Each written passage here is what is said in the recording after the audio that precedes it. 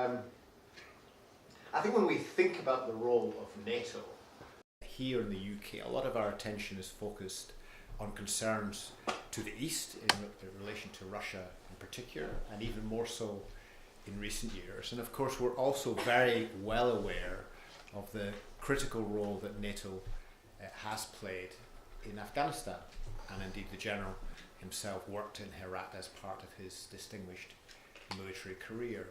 Where we haven't perhaps thought so much is in relation to threats which NATO and its member states face from the south and challenges they face from the south.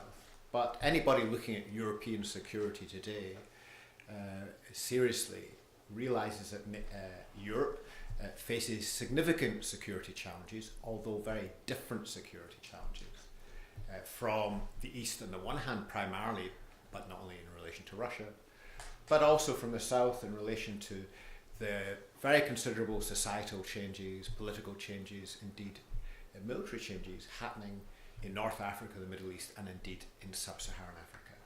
And it's precisely because of NATO's realization of those challenges from the south that, as the General will explain, in September 2017, NATO established its Strategic Direction Hub South. And General Portolano is Chief of Staff, Joint Force Command NATO, and also head of the European Union Command Element NATO, based in Naples. And as you will see from his bio, he's had a distinguished career in many different positions in relation to collective European security as well as Italian defence. He served in the UN Iran-Iraq Observers Group. He served with ISAF in Afghanistan, in Kosovo, in Iraq, and most recently as the head of the UNIFIL mission in Lebanon, the United Nations peacekeeping mission there.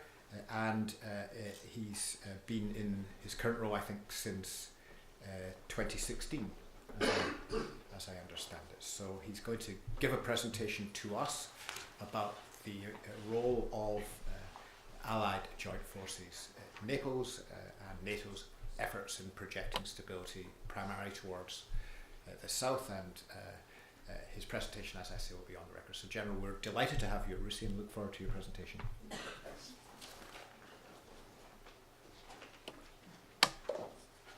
Well, thanks very much, sir, and it is a great pleasure to be here today.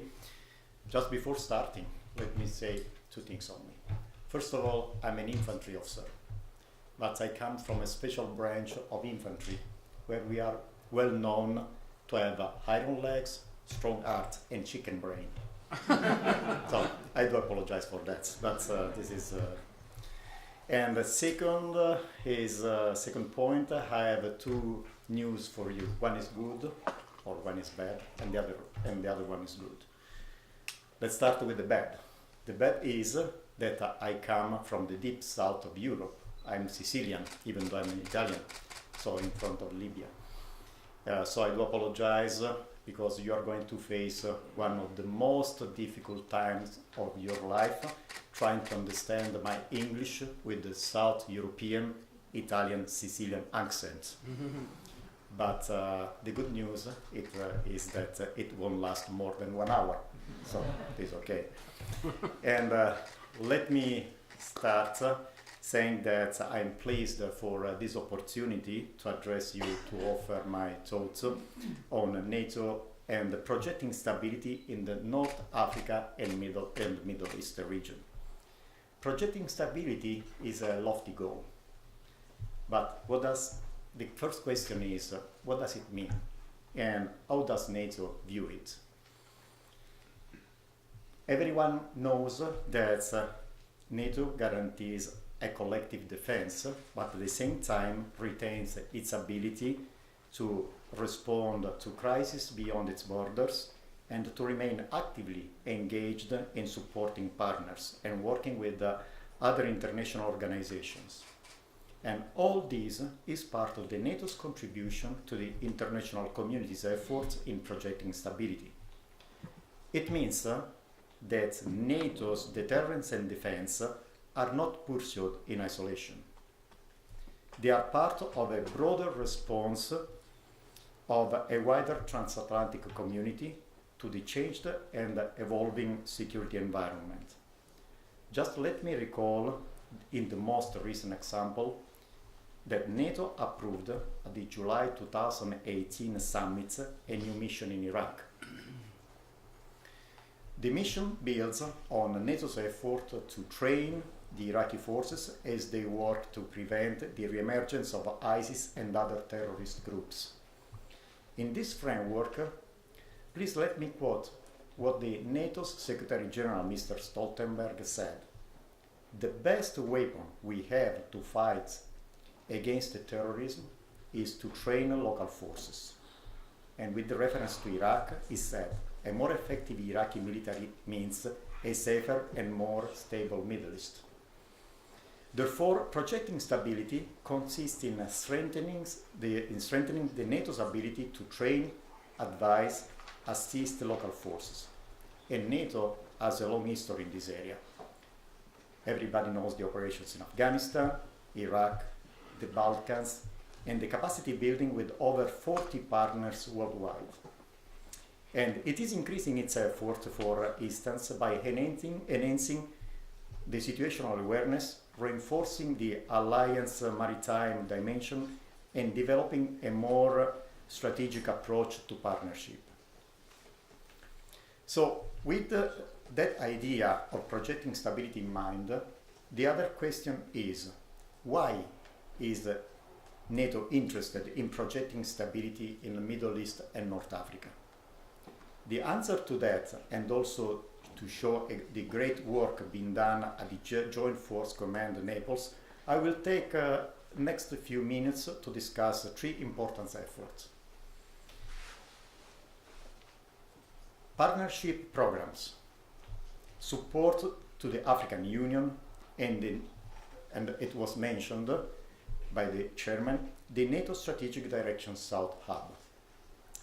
As far as the partnership programs are concerned, just let me recall that JFC Naples, and personally myself as a chief of staff, has strong relationships with the countries of the Mediterranean dialogue: Algeria, Egypt, Israel, Jordan, Mauritania, Morocco, and Tunisia, with the countries of the Istanbul Cooperation Initiatives: Bahrain, Kuwait, Emirates, Qatar, with the Partnership for Peace countries: Bosnia-Herzegovina, Moldova, Serbia, and North Macedonia, but also with the partners around the globe, and this is the reason, and Iraq is one of the partners around the globe. This is the reason NATO is in Iraq now, strongly wanted by the Iraqi government, and other international organizations, United Nations, European Union, but more than others, the African Union.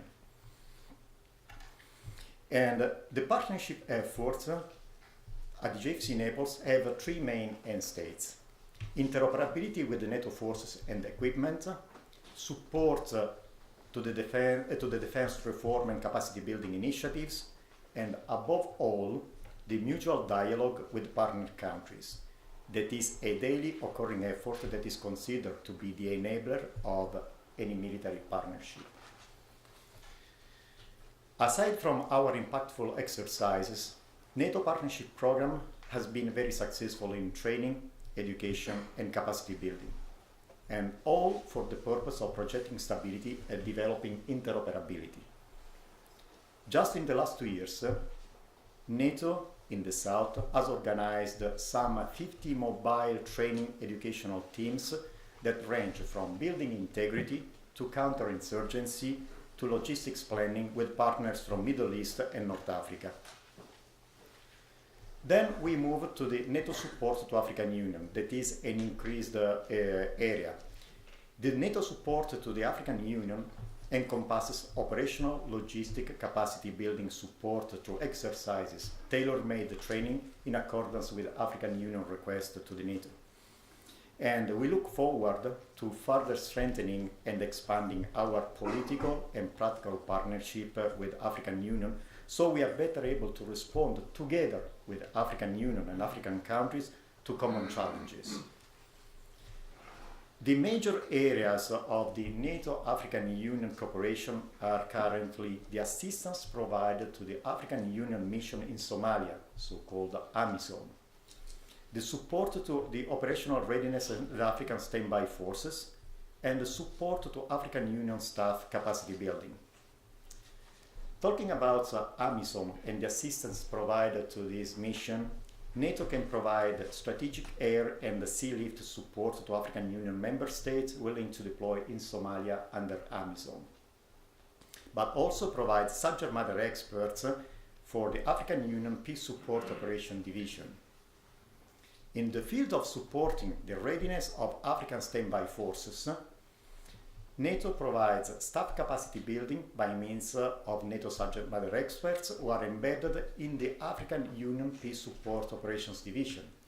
I have 6 elements of my staff from different countries that are currently deployed in Addis Ababa, working closely shoulder to shoulder with African Union representatives. And then the African Union capacity building and training packages provided since 2009 to African officers responsible for drafting African standby force concepts. Furthermore, up to 10 African officers per year can also attend courses at the NATO Defense College in Rome and the NATO School in Oberammergau. In terms of support, direct support to the African Union staff capacity building, a mobile education training team concept has been developed in response to the African Union request to deliver a tailored operational planning course and exercise planning course. As a result, mobile educational training team activities had taken place in Addis Ababa for African Union students with the comprehensive operational planning course standard as a main topic. Then, going back to the question, an easy response to the question why NATO is interested in Middle East and North Africa is that it would increase the peace and security of Europe. But it is more than that. Terrorism, illegal migration, vast recruitments for pools of radicalizations, all symptoms of much bigger problems. Drugs, weapons and human trafficking, lack of positive political models, limited rules of law, lack of economic and social development programs, violent extremism, external influences, and let me add also climate change and desertification as many problems and challenges emanating from the south, which in turn generate threats likely to undermine the international stability. In this framework, as a matter of fact, the alliance cannot simply redirect, as has been mentioned by the chairman, towards the south the strategies and programs adopted in the eastern flank and hope to achieve good results. Unlike the eastern flank, actions undertaken in the Middle East and North Africa area imply that countries, stakeholders, and organizations that work there must be considered an integral part of the solution. That said, to accurately identify those problems, understand them, and find possible solutions to them, the Alliance developed the NATO Strategic Direction South Hub, which is located within my staff at JFC Naples. The overall purpose of the hub is to be a source of information sharing and collaboration, but it has also the purpose to connect, consult, coordinate with partner nations and governments, international organizations, NGOs, civil society, academia, think tanks, in order to gain the right perspective. And I say again, and I want to stress, to gain the right perspective and to advise NATO and its allies on the best ways to optimize the activities. General Scaparotti, who you know is the dual-headed SACEUR and the US Europe commander, assigned the hub for initial functions in its original implementation plan. And the hub, as already mentioned, reached initial capability just over a year ago, 1st September 2017. From that time, the new hub personnel temporarily assigned from JFC Naples Just let me explain. This was a big challenge for me because when I received the order to implement, to go towards the implementation phase of the hub, I didn't have personnel for the hub. So I moved part of my staff from J2 area, so intelligence area, and the J9 CIMIC activities into the hub. To provide this, to face and to be challenged with this new comprehensive approach that could eventually lead to holistic recommendations for NATO to better optimize these activities. It was challenging. Why?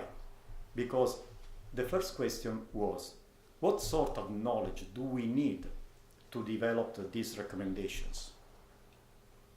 Do we, as military officers, have the expertise to do this type of work and develop this type of understandings?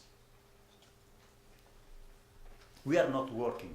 You know, when you work into a NATO staff, you work in accordance to processes and procedures that are established by rules and regulations in order to solve problems in accordance to that's a military decision-making process.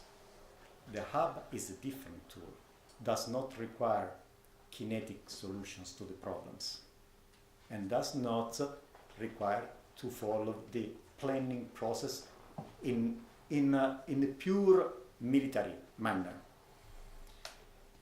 And so the answer, whether we were fit for purpose, even though was not surprising, the answers were disheartening.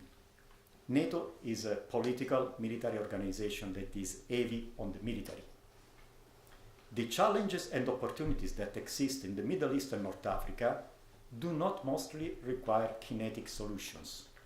And understanding the challenges, revealing these opportunities, requires a new way of thinking and a new way to gain perspectives. Discovering this new perspective has been challenging.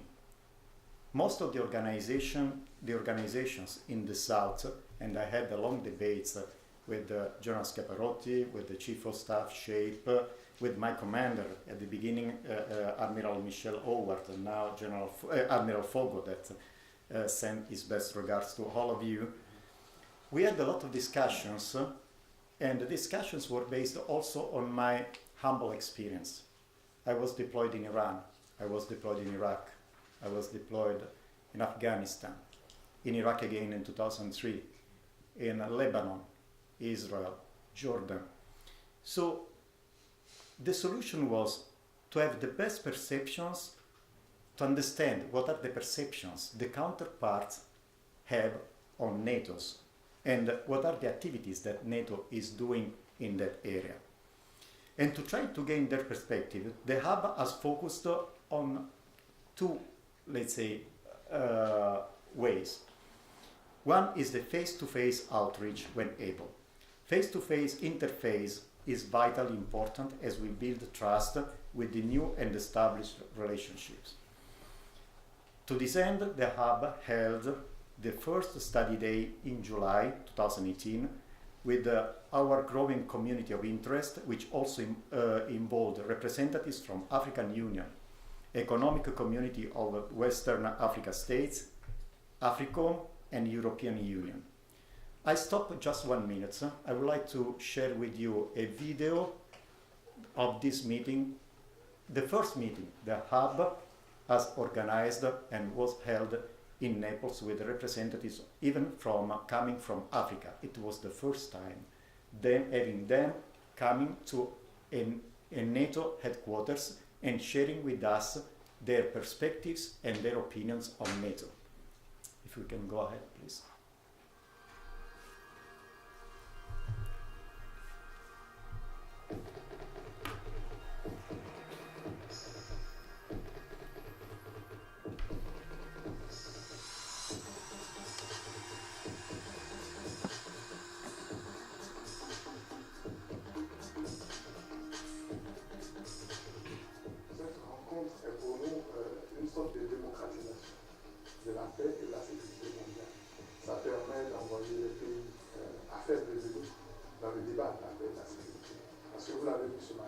les questions sont connexes.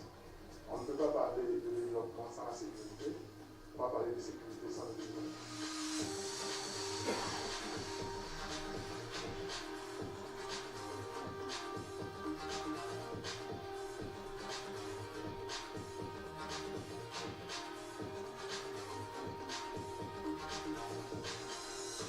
C'est vraiment très intéressant que l'OTAN aujourd'hui, c'est-à-dire s'occupe d'autre chose que des questions militaires, parce que nous parlons d'économie, au Sahel ou pas, et que l'OTAN s'intéresse à l'Afrique, parce qu'on a connu un OTAN qui ne parle que d'Europe et de Méditerranée.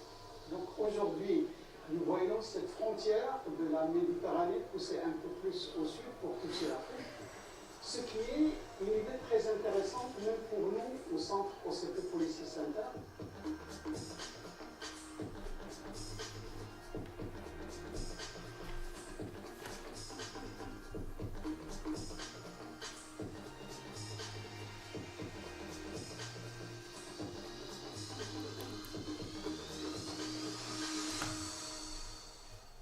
So thanks very much for this video. And what I want to stress is that when you have this kind of approach with new entities, with the new governments that had never been approached by NATO or other international organizations, based on my experience, I think the kind of approach we need to have is a new approach. It's not just saying, I'm NATO, I can offer you this, and this. I said, no. Just say, I'm NATO. What do you think about me? And this was based, again, on my experience in all the areas where I had the chance to work. And first of all, you have to connect. Connection is the most important phase. And when I talk to my staff in Naples, I say, hey, my dear friends, connecting is sending the letter at the right person. Connecting the right way is sending the letter at the right person. You can write a lot of letters, but if the list of addressees is not correct, whatever is inside the letter got lost. So connecting is important.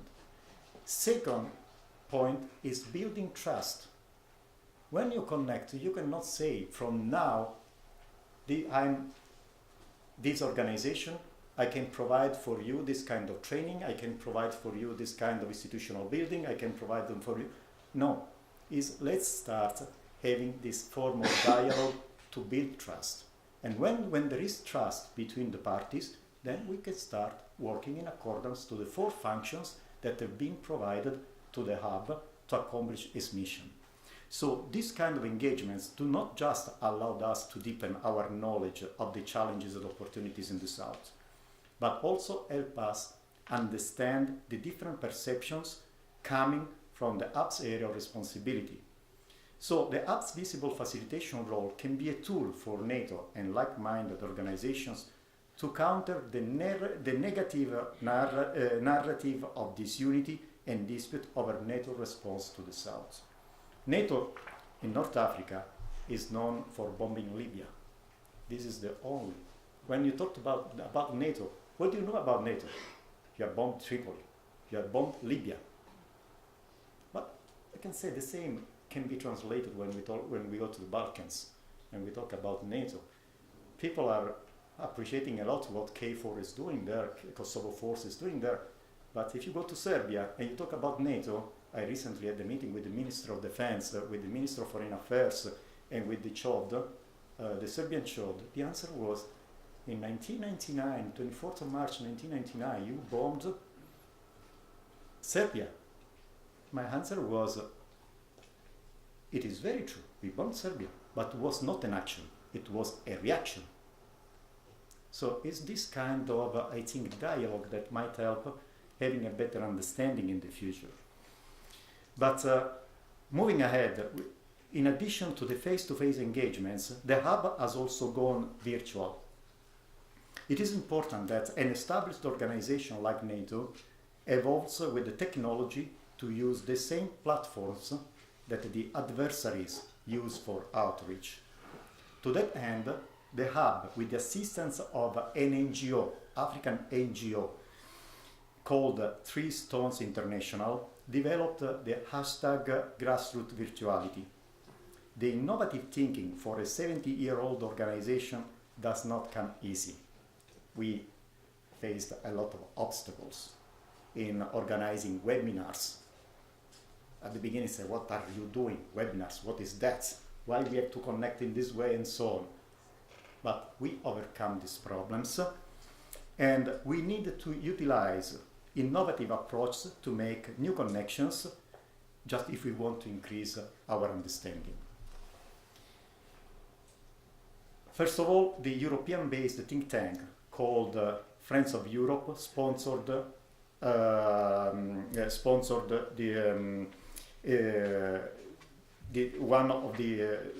this forum that was called Debating Security Plus.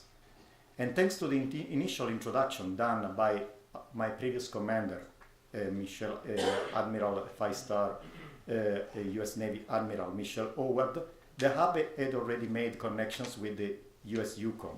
And those connections asked the hub to co-moderate the team Europe as a global security actor with Mark Yuskis, that is the senior strategic planner for the European External Action Service, and the Three Stones International NGO that I previously mentioned, that is based in Rwanda.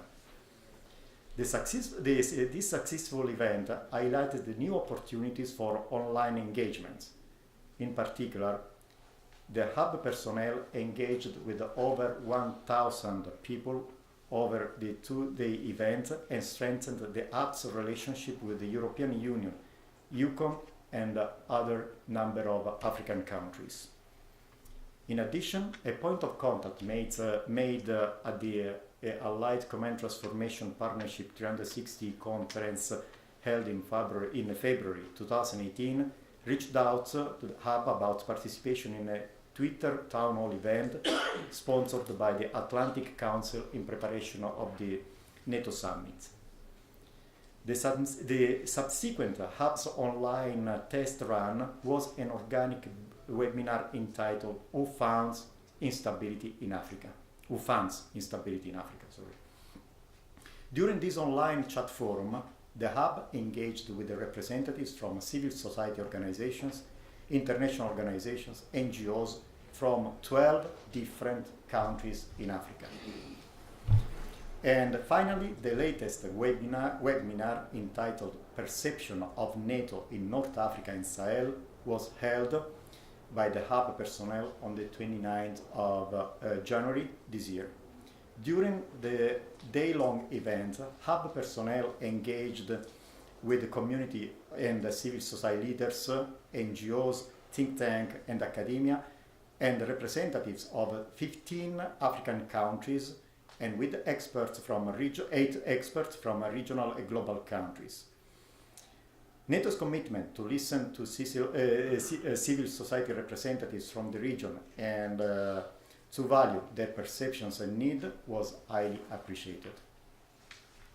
I have to say, the outcome of these webinars, that many participants had a predetermined idea of NATO as a military organization that only knows kinetic solutions to crises and violent problems. Thanks to this kind of personal interaction online, the hub established themselves as a NATO soft power tool in line with the content of Article 2 of the Washington Treaty. Article 2 was not known by many of our interlocutors. They knew NATO only for Article 4 and Article 5. Article 2 is based on understanding, sharing information, partnership, cooperation with other stakeholders. In other words, the hub had begun to alter their long-established perceptions. Equally important, the hub introduced to these groups what accessibility to NATO could look like for civil society organizations, for NGOs, international organizations that were willing to take a leap of faith and engage with the hub. The most difficult organizations we had to approach were the NGOs. NGOs operating in the Mediterranean area, that before this kind of engagements that we have to establish, saw NATO is a pure military violent organization. Now they are changing perception on it. And they are understanding that working together, we might solve problems related to challenges emanating from North Africa, Sahel, Sub-Saharan area, and even Middle East. So the hub's goal with the face-to-face engagements, when it is possible, in the near future, I think is the 19th of March, we will have a meeting with the Libyan representatives coming to Naples to share with them opinion, ideas, information on the current situation in Libya. Even the Vice Minister of Defense is coming, has accepted to come and see us in Naples for this face-to-face engagement. And this helps formulate action recommendations for NATO while having mutually beneficial outcomes for those who participate. This time of engagement will allow the information to reach the right level of organizations, not only NATO, but also European Union and United Nations, with whom we are working in a very close way. And all in a faster way so that change or action can occur. And it is all about accessibility and ground floor. So I go to the conclusion. I want to stress again that projecting stability in the South is very peculiar, different from the East. NATO cannot simply shift the same established strategies, the same programs, the same procedures southwards, expecting good results. Projecting stability in the Middle East and North Africa region requires buy-in from countries, stakeholders and organizations that operate in the South as integral part of the solution. Only together we can find a solution to challenges and problems. This is very true, but what is our problem? Is measuring our effectiveness, just understanding whether we are effective or not. How can we do it? This is the challenge for us at the moment. The answer is that this is the type of innovative work we are doing at JFC Naples, and we are asking subject matter experts from Middle East and North Africa their opinion on how best to operate.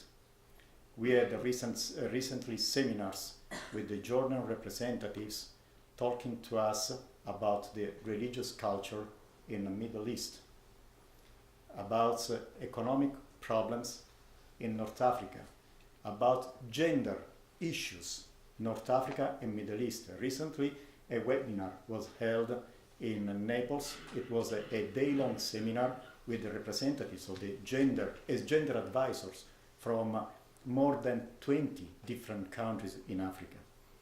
And another way to increase our effectiveness is participating in forums like this to engage with the strategic thinkers that can help us find the best solutions. So I thank you, Chairman. I thank you all for the opportunity that has been given to me to address this distinguished audience, and look forward to your thoughts. Thank you.